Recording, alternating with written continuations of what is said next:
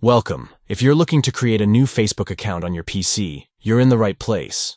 Setting up a new Facebook account is quick and easy, and I'm going to walk you through every step of the process.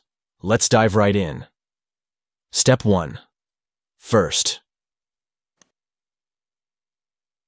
go to the Facebook website in your browser. You can simply type facebook.com in the address bar and hit enter. Step 2. Once you're on the homepage, you'll see the sign-up form. Fill in the required information, including your senior name, email, or mobile number of a senior, password, date of birth, and your gender.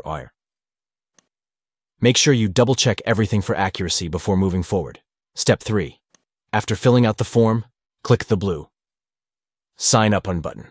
This will create your account and move you to the next step. Step 4. Now, to complete your registration, you need to verify your email or mobile number. Facebook will either send you a Borshi link to click on or a Bo code to enter.